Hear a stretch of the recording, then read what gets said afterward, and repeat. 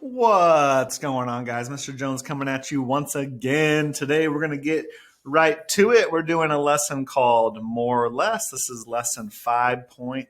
If you don't already have your Desmos open, make sure you get that open. And remember, you can pause me at any time. If you need me to slow down, just hit that pause button. All right, here we go. Make sure you read those memes. Mr. Norman spent a lot of time finding those memes. He sends me memes in all text messages and taught me how to use them. What a great guy. All right, here we go. The very first problem I'm going to kind of do for you, and you can follow along. And then you're going to do a couple that are very, very similar. So it says, given the inequality and graph below, it's really on the right, pick a point and use it to determine which side of the line should be shaded and then shade that side. So we have this equation, y is less than or equal to 1/5 x minus 4. And then we're going to decide, you should know just by saying it, but we're going to pick a point to prove it, right? So as I've taught you before, as you read this, y is less than or equal to, you should know we're going to shade below. But what point do we like to choose? I like to choose the point 0, 0. Okay, the point 0, 0 is right here, so I'm going to choose that point. And that means x is 0 and y is 0. Okay, can't write a y, there we go. All right, so go ahead and plug in. 0 is less than or equal to 1/5 times 0 minus 4. So 0 is less than or equal to 1/5 times 0 is 0. 0 is less than or equal to -4. Is that true? Is 0 less than -4? No. Is it equal to -4? No. So this is false. So since this is false, that would mean that we do not shade on the side with 0, 0. So 0, 0 is right here. That's above the line right here. That means we're actually going to shade below the line because the point we chose was false. So what point did you choose? You're going to type in the point I chose, and then was your point true or false, meaning did it work or not work? My point was false. This means that 0, 0 was not part, right? So you actually should type something like that in. My point was false. This means that the point 0, 0 is not part of my solution. Okay, you should type in something like that. And then you could actually type in 0, 0 here. All right, next one, you do the exact same thing. It says, but now you have an equation in standard form, which I think, and Mr. Norman even said this earlier, that it's easier to test a point. So guess what? We're going to test the same point. 5x minus 2y is less than or equal to 10. Okay, so let's go ahead and test this point 0, 0. Okay, right there, boom, 0, 0. That's the point I want to test. So am I going to shade above or below? So again, test the point 0, 0. That's my x, that's my y. So 5 times 0 minus 2 times 0 is less than or equal to 10. This is 0, this is 0. 0 minus 0. And 0 minus 0 is 0. So is 0 less than or equal to 10? First of all, is 0 less than 10? Yes. Okay. It's obviously not equal, but less than or equal, so we got a true. And guess what? If it is true, that means that you're going to shade there. Why did the color of this change? All this. Boom. That was strange. All right. So now that you've done that, you're going to go ahead and answer these questions. Again, I'm not going to do those for you. I'll let you fill those out. Now you're going to do some on your own. So slide 6 and slide 7, you are going to actually shade yourself. So you're going to pick a point, tell me what you chose, was it true or false, and then go ahead and shade your line. Do the same thing for this one. What point did you choose? Was it true or false? Okay, you don't have to choose 0, 0, but 0, 0 is always just an easy one to choose. And typically, if it's false, you want to make sure you test a different point and prove that it's true, even though bad Mr. Jones didn't do that, right? All right, so once you do that, now it's going to get a little bit crazier. Now you're going to have 2 lines, okay? Now you're going to have 2 lines. So it says, using the graph on the left, sketch the shaded area that represents the solution to the following system. So now you have to make sure that the area that you shade is true for both lines at the same time. So what I'd like to see you do is, you have this equation, for example, okay? And you're gonna pick point 0, 0, okay? And see if it's true or false. And then you're gonna take the other equation, and guess what? You're gonna pick point 0, 0 and see if it's true or false. So that way, both lines, you know if you shade above or below, okay? And then once you figure it out, you say, okay, I'm gonna pick the region. It's gonna be one of these 4 quadrants here, either in here, and here, and here, and here. And then you're gonna shade the whole thing. Then once you're done, what should be review, you're gonna take the equation and you're gonna get it into slope-intercept form, okay? So remember, this needs to look like this. So in other words, get the y by itself. And then answer this question: why is one of the lines solid and why is one of the lines dotted? So just explain in a couple sentences why one line is solid and one line is dotted, okay? And then say, is the point -310 part of your solution, okay? So find -310 on the graph, and then was that point in your shaded area that you discovered at the very end, right? All right, this next slide is very similar. You're going to test a point for each. You're going to shade the area that satisfies both inequalities, right? The system of inequalities, you're going to shade that area. And then you're going to write the slope-intercept form equations again, just like you did last slide. So get y by itself. Then these 3 equations, you're going to have to, these 3 questions rather, you're going to have to pick points. This one says, state one point that satisfies both inequalities. State one point that satisfies one, but not both. And then state one point that doesn't satisfy either system at all. Okay, so one point where neither one of them is shaded. So you're going to give me 3 different points there. Okay? And now we're going to get a little bit crazier, and we are going to do a system of 3 lines, and you're going to have to come up with the equations, right? And make sure they're in slope-intercept form, okay? So I'll probably do one of them for you, but the shaded area is going to be this region right here, this whole inside triangle area. This is all what's shaded, okay? And I wish I should have made it a different color, but can I now? Nope, it's already blue. All right, so this middle triangle section is what you're going to be looking at.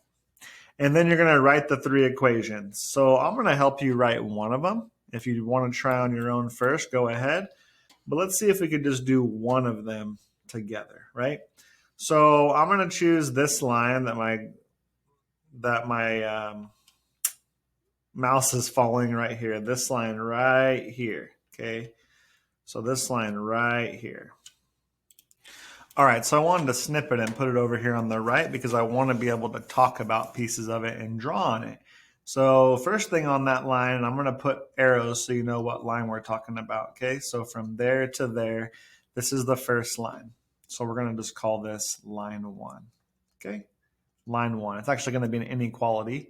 You can call this one 2, and you can call this one 3. That way we're all kind of on the same page, okay? So line 1 has a 1 point right there. We know that's our y-intercept. And since the equation's in y equals mx plus b, that is my b, right? So my b of this equation is at 10. So I'm going to go ahead and write this equation to be y equals something x. That something is my slope, and then plus 10, okay? Now let's find the slope. The slope is my rise over my run. That means you have to find some other point on the graph. There's one right here, for example. And I already found that one, so I'm probably just going to use that one. But there's one right here. There's one right here. There's one right here. And you can keep going, right? So any of those points you could use, and you could obviously use this y-intercept that we chose. Okay? So right off the bat, your slope is your rise over your run. So your rise is on top. You guys should know that. So rise over run. How much, and yeah, I'm going to determine if my slope is positive or negative. So I know my slope is positive, right? I know my slope is positive. How do I know? Because if I think of my friend Tom, who can only walk to the right, he'd be walking uphill if I drew him on this line, right? He's walking uphill. So my slope is positive. All right, so I'm going to make the slope in green. So from this point, 1, 2, 3 is my rise, and 1, 2 is my run. See, 3, 2. You could do it to any points. 3, 2, 3, 2, 3, 2, and you can keep going forever, right? So my rise is 3, and my run is 2, and my slope is positive. Let's go ahead and rewrite the equation as 3 halves x plus 10. Okay. That way it looks all nice and pretty. You don't have to put the positive sign. Okay.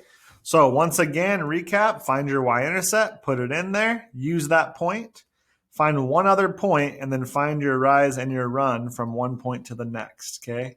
Remember, figure out if your slope is positive or negative in advance. That way you don't have to figure out if you're going up or down, left or right. You could always just toss positive numbers in there. You don't have to worry so much. All right, so there's one of the equations. You'll put that, we called that line 1. So you can type that in here, 3 halves x plus 10. Okay, and that could be inequality 1. All right, now do the other two on your own, and then pause me, and then go to the next slide afterwards.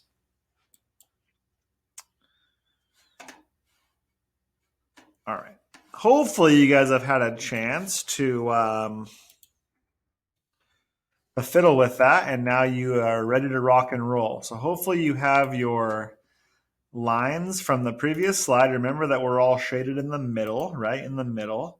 So now remember, this is all supposed to be shaded. It isn't shaded on this screen, but this whole area is shaded.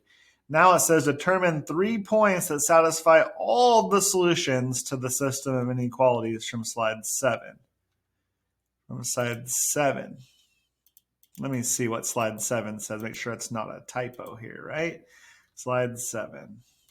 I don't think it was supposed to say that. I think it meant from the previous slide. I'll tell Mr. Norman about that, and maybe he'll fix that after I make the video. So not from slide 7. We're going to say from slide 13, right? All right, so you have these 3 lines, and now you need to put in 3 points. So I'm going to give you one. You could just type in these boxes, X point and Y point. Click with your mouse and type. And I know that 0, 5 is a point that falls in there, right? And then if you click below it, you can add as many points as you want. You can also hit tab to go over. So I'll let you guys fiddle with that, and then you can press enter. I guess you can't press enter to add new ones. So let's just say I put in 0, 0. Yeah, once you put in 1 point, then it gives you a spot for the next one. Okay, so I want you guys to put in 0, 5 and then pick 3 other points besides my 0, 5. Okay. Then now it says, while Mr. Jones and Mr. Norman were preparing this lesson, Mr. Jones told Mr. Norman, dude, you wrote all the inequalities backwards. Mr. Norman's response was, no, I didn't, dude. You did.